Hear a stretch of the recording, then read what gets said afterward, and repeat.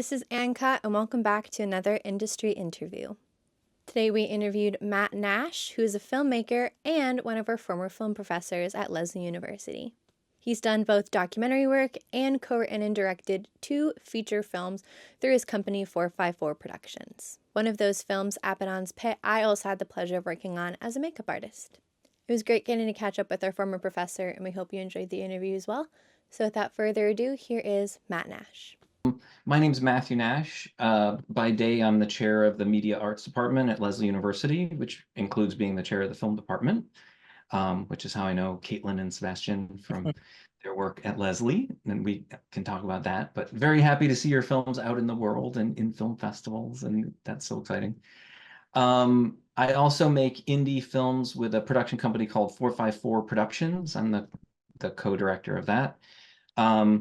Our most recent film is called ABADDON'S, which is a surreal thriller that we shot sort of during COVID and released recently. It's on all of your streaming platforms. I don't know if we can do plugs at this point. Feel free to go ahead. I also did a very small budget indie horror film called Walk Away, which is on all of your platforms. It's actually got quite an audience right now. We're kind of thinking about maybe doing a sequel or something. And I also, one of my early films was a Holocaust documentary about the American soldiers who liberated the first concentration camp. So those are the features. I've made a bunch of shorts over the years, pretty much on set every day these days because of, being a film professor with all of our awesome students. We're shooting constantly. In terms of your question of how I got into filmmaking, it was kind of incremental for me. Like in college, I was studying photography and design and printmaking, but I dated a film student for a while. And as you both know, when you date a film student, you are immediately crew and cast and post-production and crafty and everything else. So a lot of the folks that you actually had as professors, I first met when they were graduate students studying film through my, now ex-girlfriend. She's wonderful. She's lovely. She's still a filmmaker. So that was the first part. And then for a long time, I was just an experimental filmmaker doing like video art, experimental art, like weirdo stuff. Like the stuff that goes into art galleries, not the stuff that goes into movie theaters. Okay. But just by kind of I guess sort of a two-pronged coincidence, most of my friends who all live in the New York area, all for various reasons, ended up working in the film industry. The film and television industry. So, my best friend, my creative partner, my co-director, Jason, has spent his whole career working in film and television. And his brother, one of my good friends, and Jason's wife is also in the film industry. A bunch of our former roommates and all that kind of stuff. So even though I have never actually formally worked in like a union Hollywood job, sort of all of the people in my life do. So I learned a lot about the industry that way. The other part is like kind of the foundation of my marriage is that my wife and I do a double feature every Saturday for the last 30 years. So I just watch a lot of movies. I have a vocabulary of cinema. We just love cinema in our house. And so if you go back to, let's say about 2007, it's a very long, very boring story, but I ended up making a documentary film that was never released. It wasn't very good. I would never show it to anybody, but it was inspired by Ross McElwee's film, Sherman's March. And even though it was a terrible film, I learned a lot and I became really interested in the process and not just of making weirdo experimental stuff, but of like telling a story. And that kind of led to doing another personal narrative style doc, which was my first released feature called 16 Photographs at Ohrdruf, and which is a documentary about the American soldiers who uncovered the first concentration camp during World War II. And that film was really successful. To this day, it still screens. It's used by the German military for training. It was picked up by the US government, the Pentagon, for like broadcast all the soldiers and used in training. It's been translated into French and German. It does European television runs and like it just keeps going. Like literally 3 days ago, I got an email from someone who watched the film and wanted to send me pictures. And that happens about once a week. And the movie's been out for 13 years now. So it keeps going and going and going, keeps connecting to people. It's great. So having finished that, I didn't know what to do. And you were both students at Lesley University. Lesley was going through some changes, and there was interest in launching a film department, or maybe having film and video be part of the photo department or something. And long, boring politics cut way short for the purpose of podcast. We ended up with a film department. And so I was like, I've made films, I know the process, but there's a lot I don't know. Like, we're always learning. I'll be learning new stuff when I'm 99 years old if I live that long. So I set out to make a bunch of sort of Hollywood style shorts. Like, I wanted to learn the like industry system. So I started partnering with my friends in the industry and some creative people that I knew, and just doing some honestly not that great shorts to learn the process. But I was literally having people who were working on Hollywood sets come in and be part of these. So it wasn't like it was just a bunch of randos. It was like people who knew what they were doing kind of working with us. And that just led to we'd set up a nonprofit company when we did the doc, and our nonprofit is educational. So the idea of putting these sort of new filmmakers or students on set with these Hollywood pros, which I was using to learn what I needed to learn so that I could launch a film department and teach you guys, just became formalized in a company where we work with Hollywood pros, and we put students on set as an educational experience. And so the features that I've done, I mean, we do them because we love filmmaking, but also on set, there's an educational component where Hollywood pros are mentoring new filmmakers. And so on ABADDON'S Pit, for example, we had my friend Eric, who was recently nominated for an Emmy. He's the art director on The Bear, the show The Bear. And we paired him with a couple Lesley students who were graduating that year who wanted to get into art department and production design work. So he was able to like give them advice and experience and networking into that aspect of the industry. So yeah, it's kind of a little bit of making weird stuff. It's kind of a little bit of being the person who teaches weird stuff. And then, the snowball starts rolling downhill. You're just along for the ride at that point. So we'll start talking about your movies in just 1 second. But in your independent movies, you are the director, the producer, the storyboard artist. You do a lot when making these movies. But all in all, you are the director. So what specifically made you be interested in pursuing directing as opposed to any other field as your main goal? I like bossing people around. I'm joking. Actually, I actually co-direct. All of the films I've done have been co-directed with my partner Jason. So we actually have kind of a division of labor throughout the process. But during the writing, we have a way of working together that allows us to sort of co-write scripts in a functional way. When we get to pre-production, there's sort of a division of labor about who does what. Jason's better at the casting stuff. I'm better at the pre-production stuff. I make a budget. He's good at people, basically. And that's kind of true when we get on set. I'm in a true Hollywood sense, I probably function more like a script supervisor on set than a director. Because I oversee things like the shot list and the daily planning, and then I'm really, really hands-on with like the camera and lighting teams. So I'm the guy on set who's shouting out focal lengths and f-stops and camera movements and blocking and stuff.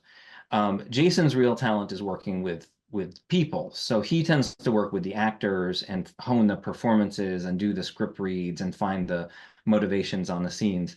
So I mean, I do that stuff too, and he does the production stuff too, but most of the time that kind of breakdown is more him working with the cast and I'm working with the production. Now on Walk Away, all of that got super messy. We can talk about that film if you want to, but we basically were living we were shooting a film about people who go to a cabin in the woods, and we were all living there. Like the main crew was living there. So let's just say after a couple weeks in the mountains, everything kind of became blurry about who did what. And like I was the guy who would get up at 5 a.m. and cook breakfast for everybody. Like, there's no reason the director of a film cooks breakfast for everybody. But it was important because we were living in such rough conditions on that film. It was important to me that they felt like I supported them, Yeah. right? Like there's like the two versions of leadership. There's the guy who stands at the front and shows everybody where to go, and there's the guy who stands at the back and yells at everybody. I very much wanted to be the like, I wouldn't ask you to do something if I'm not willing to do it myself kind of leader. So, you do things like get up in the morning and make breakfast for everybody. But yeah, on set, that the division of labor is it's not 100%, but it's sort of production and cast. I don't know if that answers your question, but For sure. Yeah, it does. Yeah. Just kind of going into, I think, like your latest release, Abaddon's Pit. I'd like for you to like describe what it was like to write that script, what inspired you, if there was anything in particular, any movies that you felt inspired by in the creation process. Oh, I'm gonna edit myself because that question you just asked is like a 4-hour answer if I turn myself loose. Well, we'll start at the beginning. It was COVID. We had just released Walk Away, and Jason, my partner, had actually moved his family to that off-the-grid cabin for COVID because they lived in New York and they wanted their kids to be able to go to school. So and when I say off-the-grid, I mean no phone, no internet, solar panels. It is remote. So he and I couldn't talk every day like we used to. So the creative process was a little weird, right? So I went up to help him move in. Like they moved down there, they moved out, and then they moved back. And so we were hanging out at the cabin where we shot Walk Away, and Jay started pitching me this idea he'd been pitching for years, which was there's this 1980s radio show. I think it was out of like Oregon or Washington State, hosted by this guy named Art Bell, very famous Art Bell. And there was this guy who used to call in and he would tell this story about how he found a bottomless pit on his property. And then every once in a while, he'd just call in with weird stories about the bottomless pit. And Jay was just kind of obsessed with the idea of like finding a bottomless pit and what would that mean? And what could you do with a bottomless pit, right? So because we actually couldn't talk every day, like if Jay wanted to call me, he either had to climb like half a mile up the side of a mountain or like drive into town to like the local library. So like phone conversations were very intermittent. But we agreed on a process, basically, that we would write competing scripts. We'd start with the idea of a bottomless pit, and he and his like 7-year-old son were like going to write their version, and I would write my version, and then we would compare them, and we'd pick the one that we like better and go forward, right? And we spent a couple days talking this through. So then we separated. I went back to Boston to, COVID, everything was locked down. We were all hiding inside. And I kind of cheated a little bit because I knew that what Jason was interested in was telling a story about two guys testing the pit, lowering stuff down, like weird stuff comes out, the crazy questions. Like his entire interest, and later the script that he wrote literally is like scene 1, they find the pit. All of the other scenes are them testing the pit, right? And I kind of knew that was what he was going to do. So I cheated and I wrote a script where I didn't really put any real emphasis on those scenes. And instead I created a reason to find the pit. I created conflict around the pit. I created people who didn't want the pit to exist. I created, a backstory. So when it came time to actually put the scripts together, it wasn't like competing A and B scripts. It was more like blending like the scenes that he wrote into the framework that I wrote, right? And when you watch the film, which again is on Tubi and Amazon, all those places, basically the scenes at the pit he wrote, and the scenes framing it I wrote. Like that's kind of how there's a lot of editing, yada. The other thing is we didn't write the ending. Wow. So we had money. I was on sabbatical, and we had kind of a narrow window to shoot this thing. So we had written the first 2/3 of the film without knowing the ending. And if you guys remember that period when everybody got their vaccine shots and we thought COVID was over, and there was like a little couple of months where everything was cool, and then Omicron and Delta and all those things came along. It was in that window that we were scheduled to shoot. And we had rented a farm in upstate New York, which the owner had a quarry, like a gravel quarry, and construction equipment, so they could dig our bottomless pit.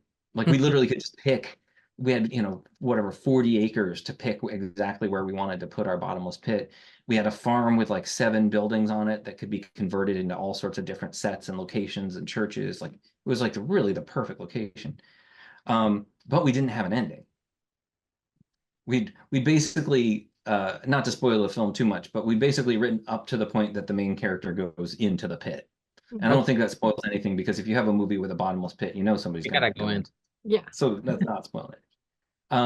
So we kind of slapdashed an ending together, and we were like, this is all studio work, this is all VFX stuff. We're going to shoot this later. So we went to the farm and we shot, the first 2/3 of the film, and then COVID came back, right? Omicron, Delta, all that stuff. That ended up giving us a year to cut everything we'd shot, to learn from the footage. There turns out to be all sorts of really cool potential story elements in what we'd shot that weren't really developed. Okay. So we were able to write an ending, but we were also able to write a couple other scenes that could be plugged into what we had shot earlier, and tighten that up. And then, so a year later, we shot the ending, which is the part that Caitlin was involved in, where it was still kind of COVID-y. It was really hard to find a studio space that we could use. We ended up kind of blacking out my friend's garage. And we found a theater and a funeral home, and we were able to get the ending shot. But it was a full year after we had wrapped at the farm. But it gave us time to learn from the footage. It gave us time to watch it and cut it and recut it and move scenes around and see what was working and be like, oh, it'd be really great if we could cut to this at this moment, and then, write that little scene and go shoot it. In terms of movies, I mean, the one of the opening shots of the film, we see the mailbox, and the name on the mailbox is Kelvin. And I asked you guys earlier if you recognize the picture, my Zoom picture here. That's Chris Kelvin, the main character of Tarkovsky's Solaris. And I feel like that film is always an inspiration for me. I've pulled from it a few times, but like Abaddon's Pit, the fundamental story is a man can't get over the loss of his dead wife, who keeps coming back to him, and he goes into the bottomless pit where he has to reconcile the loss of his wife through a series of very strange encounters, right? What is Solaris but a guy who can't reconcile the loss of his dead wife and goes to a space station where his dead wife keeps coming back to him over and over and over again, right? So we named the main character after the main character in Solaris, as like a nod to that theme of that like irreconcilable loss that becomes like a surreal psychological space. The ending of the film. So for your audience who probably don't know much about the film, after his wife dies, our main character moves to the sort of abandoned family farm. He and his country cousin find a bottomless pit, and everything that goes into the pit comes out changed.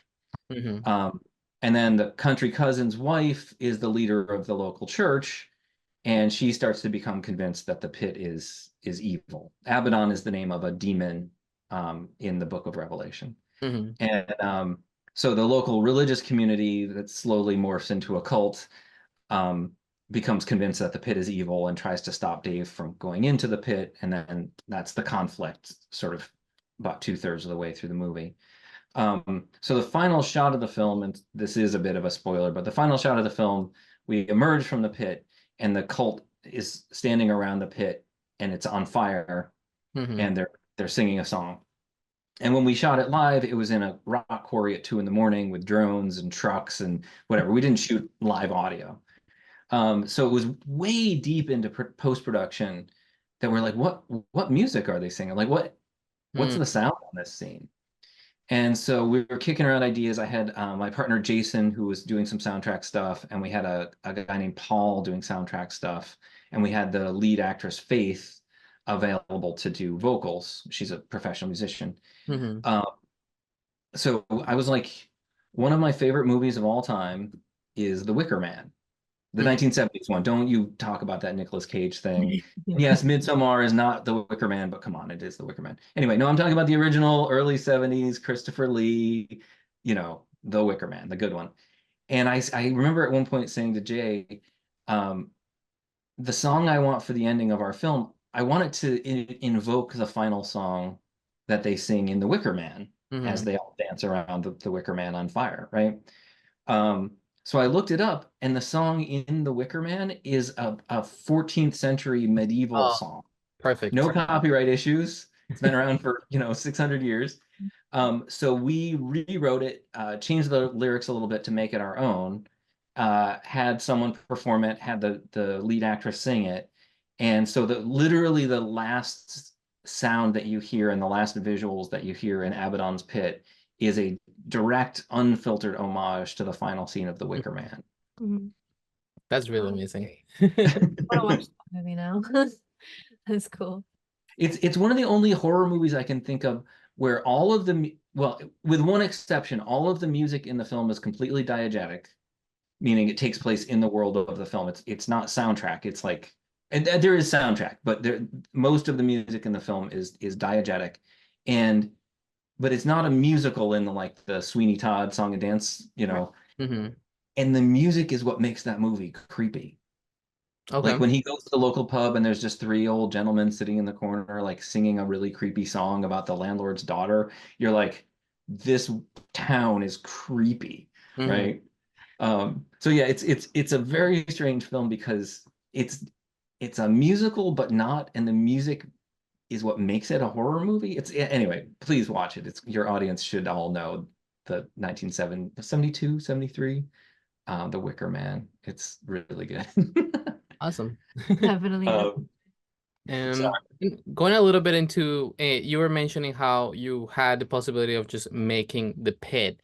It's not like you found a pit and then just worked around it. So how did you go about creating the pit itself? And I mean, what challenges did you have to? Oh, wow. Challenges, yeah. So my production designer was my friend Eric, who I mentioned earlier. Emmy nominated for The Bear. He was the art director on Uncut Gems. He's also the brother of my co-director, so he's basically family. And before we started filming, he had pitched several ideas. When you say pit, the first thing everybody thinks of is it's either like a cave or like we got a lot of sketches that were just like a circle, like a hole. And over time things develop. People started to like the idea that would have bricks around the edge, like that implied that it's like man-made or people have been there. Yada yada. I don't know why I keep saying yada yada. It's because we were watching Seinfeld the other day. Like, please, I apologize for saying yada yada. My wife made me watch Seinfeld. So at some point in the process, I remember saying the circle is boring. And I don't know how vulgar I'm allowed to be on your podcast, but you can cut this out if you need to. But I remember somebody saying it looked like a butthole. And I was like, and then I'm starting to picture this thing on posters. I'm starting to picture this thing in promotional materials, and like it just wasn't clicking. So we went back to the drawing board and we were like, what would stand out? Like what would people notice? Like if I found a bottomless pit, what's weird about it? Unique. And after a lot of discussion, we ended up with the idea of it being a triangle. Just a simple old school, and there's so much religious metaphors that run through the whole film. So the triangle, the Father, Son, the Holy Ghost, all that kind of stuff, like it just kind of made sense.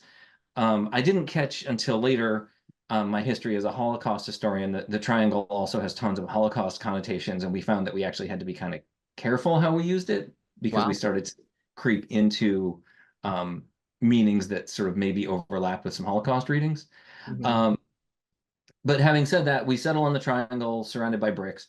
And then Eric really just set about figuring out how to make that happen. And safety was one of the biggest concerns. So probably the most expensive part, like expensive single element of shooting this film was actually building the pit. So like I said, the farm owner. His name's John. He's lovely. John and his wife Cindy were like wonderful hosts. He had his crew dig an 8-foot cube out of the ground, 8 by 8 by 8, you know, chunk out of the ground. We'd gone over there. We'd done a location scout. We'd like picked a spot that had about 200 degrees of camera movement so like more than 180-degree swing to be able to shoot the scene. So we could get a lot of different locations. And then if we flopped the camera, we could probably get another like 140, which included a mountain in the background, which we could catch. The sun would set behind it and stuff. So we kind of had 2 different swings with huge movement. So it was a good location. So his crew dug out this hole for us. And then Eric ordered an 8-foot like construction safety cage thing. So like, when you're driving down the road and the guys are like digging a hole in the street and they've lined it with like those huge metal walls. It's like 2,000 pounds of aluminum, like these 8-foot panels that we had to like assemble and like clip together, like when I say clip, I'm talking about huge industrial bolts. And then we had to use like a forklift, not even a forklift, like a payloader kind of thing to pick it up and drop it into the hole and get it all settled. And then we backfilled it all with sand and dirt. And then Eric built a 8-foot wooden platform out of plywood and 2x4s that sat on top of that box. And then cut into that was the triangle shape of the pit. And then they were real bricks. We actually stole them from a construction site in Brooklyn. We liberated them from the trash of a construction site in Brooklyn. And those were like, glued down, and then the pit was lined with black cloth and backfilled with sand, and then over the pit later in the film, the main character builds like a davit, like a rig. So I can like a well. Yeah, kind of like a well rig kind of thing. So Eric made that out of like he wanted the idea to be something that the guy would do on his little farm. He didn't want it to be like industrial. It's like Joe Schmo made it out of scrap wood that he found on the farm. For sure. So it's made out of like used 4x4s and like one of those spools that they put like telephone cable on, like one of those wooden, and then people repurpose them to make like deck furniture and stuff. So yeah, and then we got some heavy duty, what are they called, for like rock climbing, like pulleys and things like that. Because the idea was that we were supposed to be able to lower an actor, like raise and lower an actor in and out of this thing, put him on a harness. Turns out we never ended up doing that. The safety issues got a little too concerning. So but at the end of the day, we had an 8-foot hole in the ground that we could put a camera in, we could put a camera over, we could suspend actors and props and blocks of ice and whatever else we needed to over the set. And we had, 180-degree, give or take, swing in both directions. It was in a quarry, so we had no electrical or anything like that. So we did have to take there was like a storage building that we turned into a crafty, and we put air conditioners in there. Like we put a van in there with like air conditioning running, and we had a generator kind of as far away as we could get away with. But most of that shoot was just all battery powered. Every light had to be run on batteries. Every camera had to be run on batteries. So it was challenging. For sure. Also, it was a heat wave. It was like 110 degrees. So there was a time that like 4 people got down in the pit just because it was cooler. We're like, I don't need 3 guys in the pit. They're all like covered in spiders, and there's like snakes in there and stuff. They didn't care. Oh gosh. Kind of going off of the triangle shape, there's lots of other symbolism in the film. So if you can talk about things that you kind of inserted, whether like on purpose or like when you watched it, you decided to add it in later. Like, how did you? Well, how about this? I'll talk about one of each. How's that? Yeah. So the once we settle on Abaddon and the Bottomless Pit, I grew up in, let's just say, a very closed religious community. I wouldn't quite go so far as to call it a cult, but I would not call it a cult either. It was a very sort of specific religious community. And my mom really liked it because she liked the music and she liked playing the organ for the church. We ended up leaving that church when I was like 12 or 13 or something like that, but it's really where I grew up. So when we were writing the film, I knew that I wanted to get some of that into the religious community in the film. So I actually asked my mom to send me a whole bunch of like church music, which I then sort of learned from. And I wrote original music. I didn't steal anything, but I just spent a lot of time learning like how a church hymn is constructed and like the chord progressions and stuff. So, and then Jason and I wrote the lyrics. So all of the songs that the church sing are original songs that we wrote for the music, but they're all inspired by like the religious community that I grew up in. So, and then when we, so we had worked with Faith Kelly, the actress, on Walk Away, and we loved her. And Jason and I have this thing when we write a script where we'll name the characters after people we know to like keep that energy in mind when we're creating. And usually we change the names later on, but it's like, you know, we might name characters like Caitlin and Sebastian, and then when we're crafting a conversation, like if you don't do that, all the characters just start sounding like you. Yeah. Right. But if I've got Caitlin's voice in my head when I'm writing that character, I will do my best to make it sound more like you than me. Right. It's a technique for just kind of making sure your characters are differentiated. For sure. So we had started calling the cult leader Faith because we liked working with Faith Kelly and we just wanted to keep her energy in mind as we wrote the character. And then one day the light bulb went off and we were like, why don't we just cast Faith for the part? So I called her up. Of course, she wanted to do it. She was super excited. And then that fed into the writing process because now she had a voice. She was contributing ideas. And just by a coincidence, she'd grown up in the same religious community that I had. Oh, amazing. She's like 20 years younger than me, so she had a different experience, but she knew the music. She knew kind of the sort of cultural touch points that we were plugging into the film and was able to bring those in and amplify them. So when you watch the film, her character and her performance is very much authentic to the kind of community that both she and I grew up in, and the music that we wrote for it, and the sermons that she gives in the film, the sort of like preaching that she does, is all very authentic to this religious community that we grew up in. So, so that's an intentional one. An unintentional one is, like I said, the main character can't really get over the loss of his wife. But some of the scenes that we had shot to hammer that point home either didn't work in editing or had to be cut for various reasons. So we'd lost a little of that storytelling. And there's a scene where he wakes up from a bad dream and his alarm clock is just beeping at him. And we didn't know what time to put on the clock. So since our production company is called 454 Productions, somebody just put 454 on the clock and we're like, we'll change it in After Effects later. So we shot that scene a couple times, mixed the edit, and then Alyssa, who's the actress who plays the dead wife, but she's also a producer on the film. She's the final girl in Walk Away too. She's watching a cut and she's like, having 454 on that clock makes me ask questions about why it's 454. Like no one would set their alarm clock for 454. Yeah. Right. And then she was like, just remove it in After Effects, put it to some normal number or get rid of it. I went, no, if it made you ask a question, that's something we can work with. For sure. Right? So I went and shot new footage so that his wife dies in a car accident. So I luckily I had access to the car we'd used. So I shot some new footage and was able to cut into that scene the dashboard of the car where we see that the moment his wife dies is at 4:54 in the afternoon. And then we went through the entire film, and anytime there's a clock or a watch or a license plate, we changed all of those to be 4:54. So sometimes you got to watch closely, but when you're watching the film, like his watch broke. His watch was a gift from his wife, and it broke when she died. And so we see him repairing the watch. It's set to 4:54. He's sitting in the kitchen of the house. The clock always says 4:54. It never changes, right?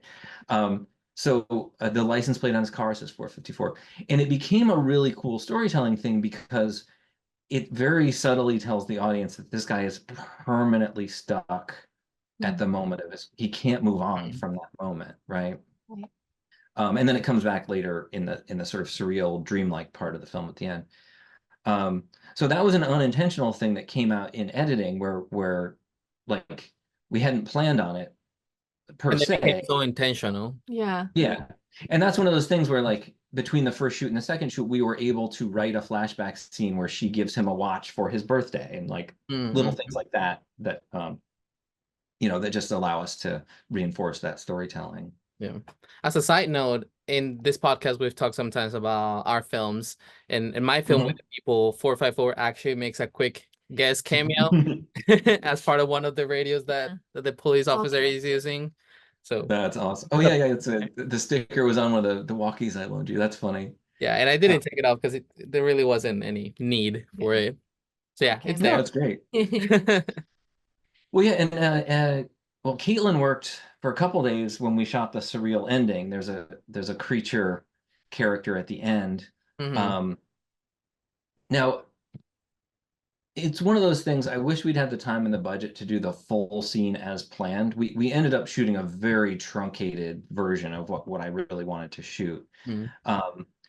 Because there's so much biblical allegory in the film, the scene as written was when our main character gets down into the pit, he ends up in this sort of inverted version of Eden, where there's like a dead tree and the bones of Adam buried under the tree, and because she lives in this darkness, this eyeless, pale, creepy, gross version of Eve, who's sort of permanently trapped in this like inverted Eden.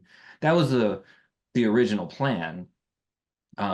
We weren't able to have the time and the space and everything to shoot that. So the Eve character sort of got reduced down more to just like a ambiguous, eyeless creature that kind of befriends and then attacks our main character, sort of as she's like the gateway to everything that happens in the bottomless pit. He kind of has to get past this character, and it works for the film that we made.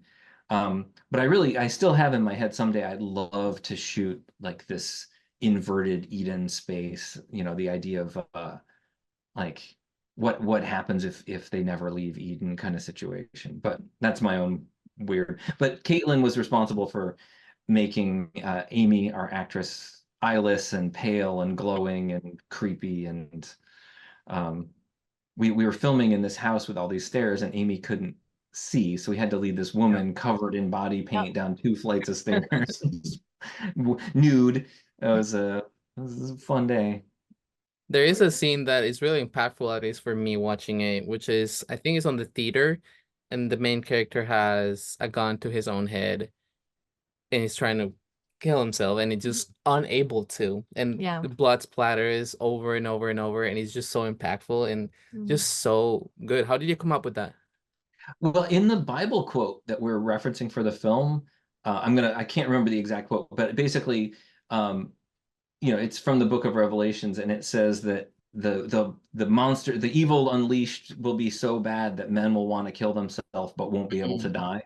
And I believe the quote is, and death shall flee them, which I think is pretty great. So we liked that quote, and we're building the whole movie around that quote, really. And so this moment of the main character like getting to the point where he finally has acknowledged the loss of his wife and finally acknowledged his part in that. And he's like, I can't take this anymore. I want to move on. And so he puts a gun to his head and tries to blow his brains out. And then death shall flee them, right? It doesn't work. Interestingly, we again, just the complexities of no budget film shooting. The plan for that, I mean, we had shot that as a VFX shot. He was supposed to be all bloody and gory. I see. Caitlin had a whole kit full of prosthetics and rubber and goo and fake blood, and we really had planned to like shoot that whole scene clean plate and then shoot that whole scene with him with all the gore effects, and then just have every time he shot it, it was supposed to get worse and worse and like worse, and just be a really truly like gory horror scene. For various reasons, we didn't have the space to shoot in as long as we thought we did and whatever. So we shot the clean side, but we never got to shoot like the prosthetic side of it, which just would have taken too long.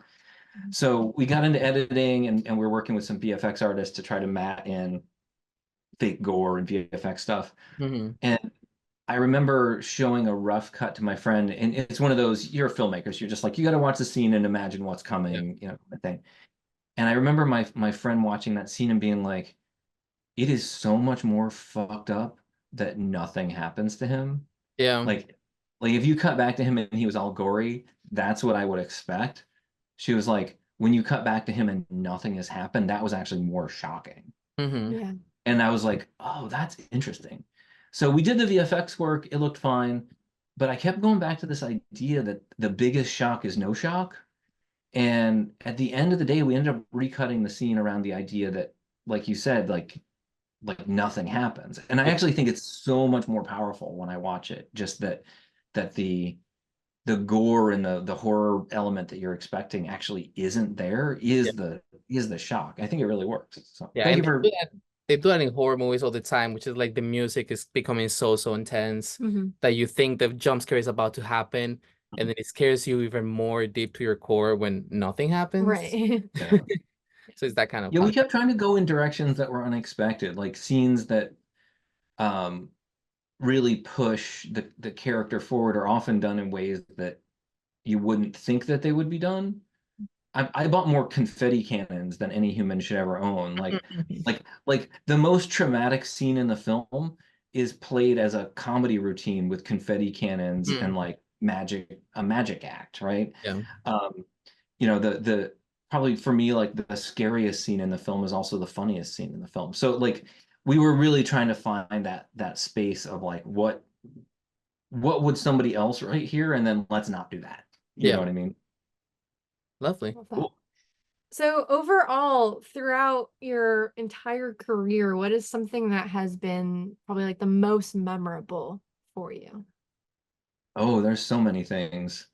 I think overall, honestly, just the experience of shooting Walkaway, which is a film we haven't really talked about, but living in that cabin and just the family that we created, like everybody who worked on that film to this day just says like they created a family. It's their favorite film experience they've ever been on. And we were like living in the woods with bugs and no electricity, eating peanut butter sandwiches and sleeping on mattresses, air mattresses. Like nothing about that film should have resulted in all the amazing stories that came out of it, right? Yeah. But there's a few moments in there. There was a scene near the end of the film where our main character, played by Alyssa Talbot, one of my favorite humans on earth, I love her to death.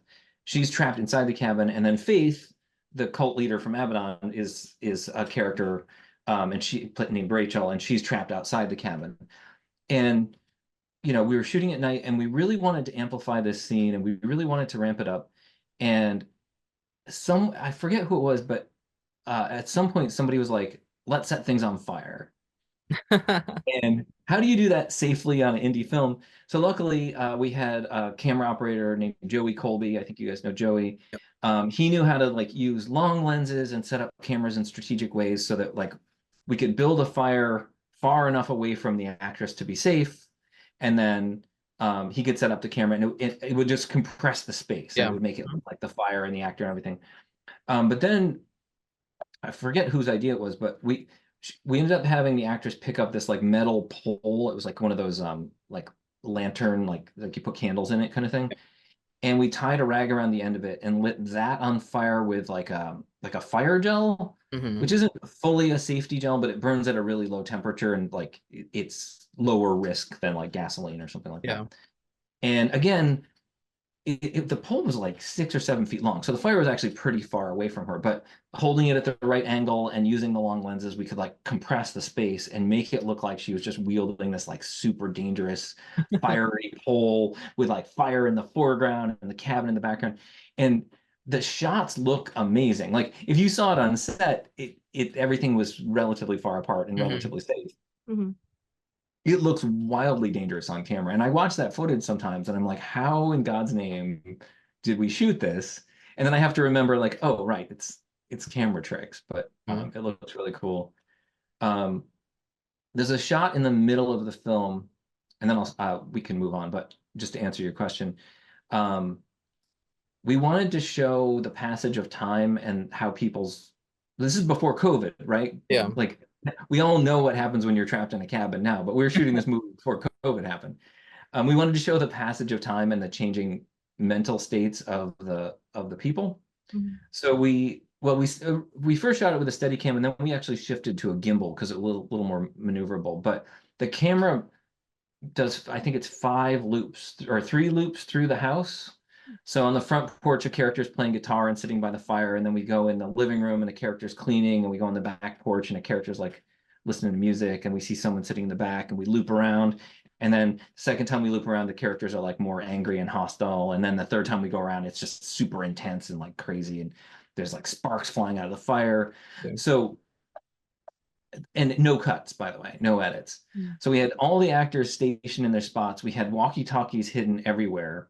And then because the camera had basically full view of the entire location, we had to hide the crew under a porch. So we had a camera operator and a safety, and then me chasing right behind them. And I'm calling into the walkie-talkie like, okay, actor number 2, get into position. Okay, we're coming around the corner. Actor number 2, performance. Actor number 3, get ready. And meanwhile, as soon as something would disappear behind us, whole crew of people would scurry out from under the porch and like add more wood to the fire and like change out the props in the living room and like change out wardrobe on this actor. And so as we'd come around the corner, they'd all be hiding under couches and like hiding in the bathroom and like wherever they could just get off camera until we passed them again. And then they would run out and they would change wardrobes and they would change props, and they would change the thing. I think we shot this single shot. I think we shot it 17 times. I was gonna ask you. And when we finally got the take that we used in the film, it was the take in the film is the last take that we did.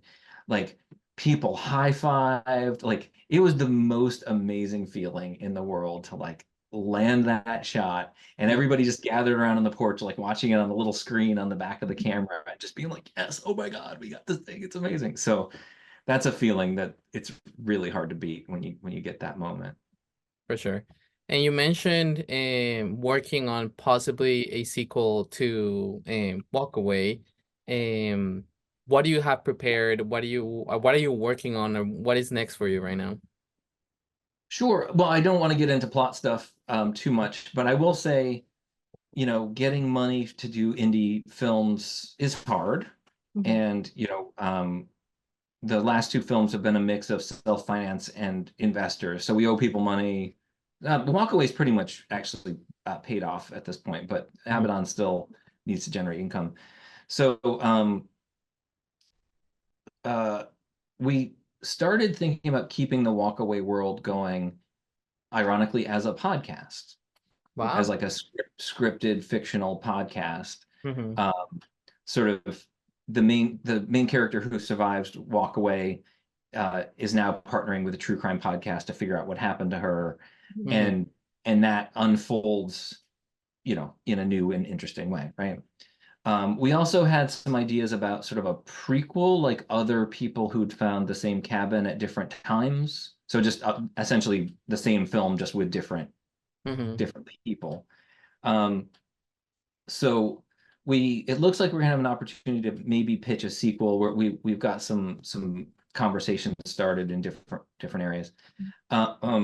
So what I can tell you is that the podcast idea remains solid, except now moving into the cinematic realm. But the survivor of our first film, partnering with some true crime podcasters, because it adds a comedy layer, it adds sort of an investigative layer, it adds like a true crime layer. It just gives us a lot to work with in terms of storytelling. And then what we had sort of thought of as a prequel story has now morphed into like a new cabin story. So the problem with Walk Away 1 is once you get them trapped, like how much story is there, right? Yeah. Like, so, we got like an 80-minute movie out of that, but it's thin on story once you get them trapped. So the idea of having sort of 2 parallel stories, like an investigation story and a trapped at the cabin story, kind of weaving in and out, gives you more to work with from a storytelling front. You can put more interesting stuff on screen more often if you're doing that kind of stuff. So we're still figuring it out. I've got about 100 pages of scripted podcast, and now I'm slowly, I think I've got 30-ish pages of script worked out that's sort of adapting all of these ideas into something. But that's where it's at right now. Amazing. Nice. And for our last question of the Sure. day, what advice would you give to aspiring filmmakers, specifically ones that want to get into writing and directing? Make all the time. Don't actually, probably the number one advice I would give anybody is don't compare yourself to other people, right? Like if you're a high school student who only has a cell phone and iMovie, like you're not going to make the next Avengers movie, but you are going to make your movie, right? So like comparison is really the death of creativity. Go make the thing that you want to make, and believe in yourself and tell that story. And if you have to do it with an iPhone, if you have to do it with an old VHS camera that you found in the basement, make the thing. And then failure is part of this. No movie is ever finished. It just kind of runs out of time. So like make your movie and then make the next one and then make the next one and then make the next one. Like there's so many stories I hear from folks in industry about the person who wrote like one script and has been shopping it around for 20 years and they'll never work or they'll never work at the level that they want to because they're so committed to that one script. Whereas I know guys, my friend Jacob, he's like, I just write 50 scripts and I just shoot whatever I can. And like, nothing is precious. Just make the thing, do the next thing, make the thing, do the next thing. Just work. Learn from everything you do, of course, but it's yeah, believe in yourself, make more again.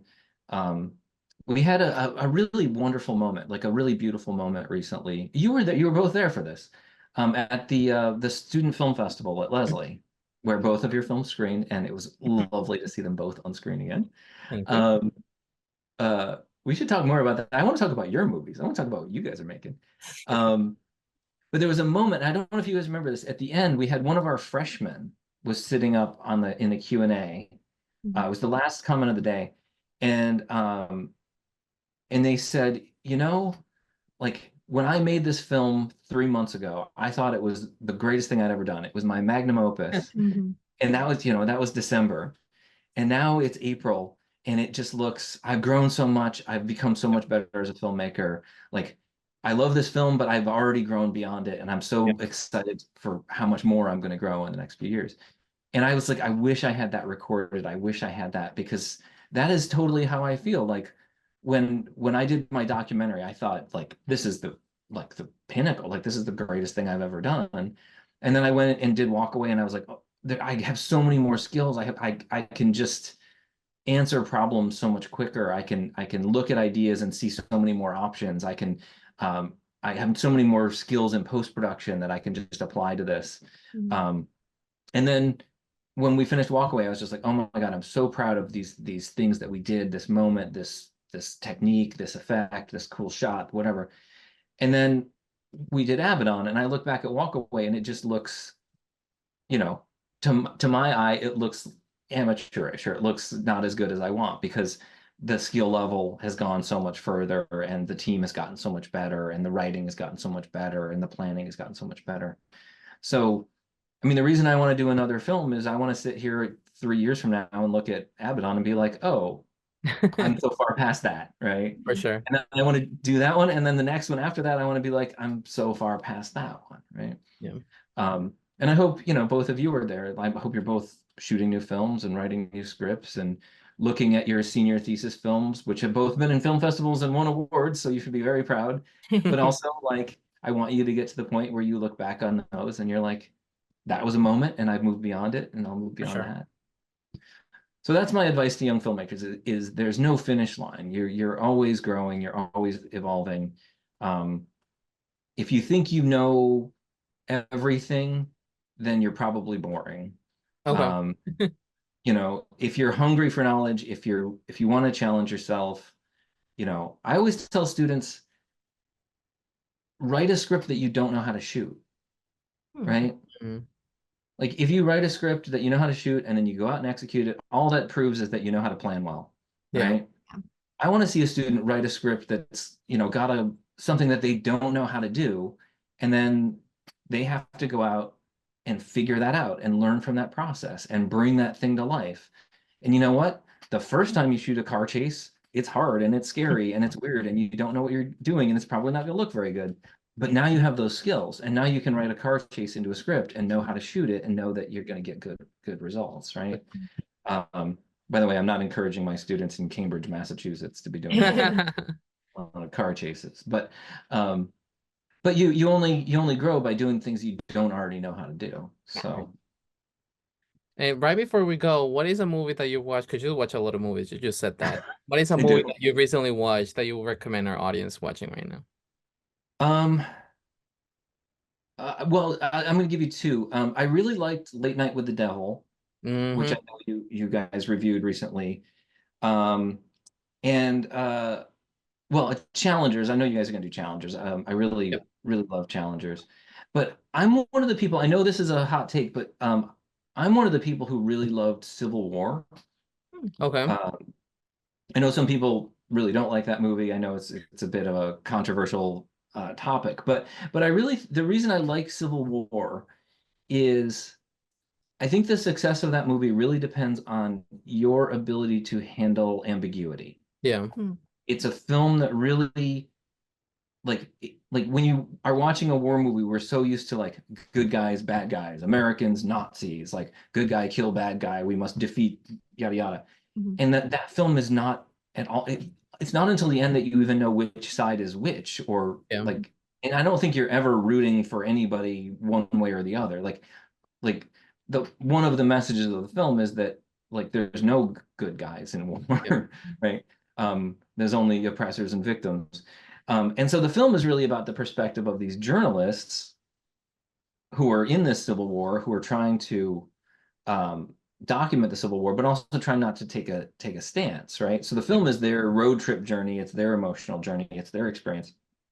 So I think so much of the feedback I've heard about that film, the reviews I've heard, it's like the people who love it really are willing to live in that space of ambiguity and asking really tough questions about what it means to make heroes and villains and what it means to be a journalist and to document all this stuff. And I think the people who really hate it are the folks who are like, I want a more war movie. I want the good guy to kill the bad guy. And so personally, you guys know me. You've taken film history classes with me. I like films with ambiguity. I like films with unclear endings. I like films, we've already talked about Tarkovsky on here. Sebastian, I know how much you love Stalker, one of your favorite films of all time. Right. But yeah, so I mean, I like Civil War for that. It reminded me the most of when I first saw Children of Men. Okay. And that feeling of like, I'm asking questions of myself that I didn't even know I should be asking, right? Like I'm sitting in this space of uncertainty that I kind of like. And so I think that's my hot take on Civil War. I think people who are willing to be in that mental space will like the film. Great.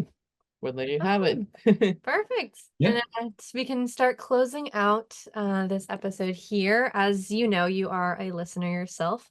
We always end off by saying "and cut" and clapping our hands. So I would love if you could do us the honors. But real quick, thank you so much again for agreeing to an interview. It was really great getting to know more about you in general. I mean, we've had you as a teacher, but it's nice knowing even more about your process. Thank you, everyone, for listening. My name is Matthew Nash. My new film is called ABADDON'S Pit. It's all on all of your favorite platforms. It's always a pleasure to see Caitlin and Sebastian, two of my favorite students.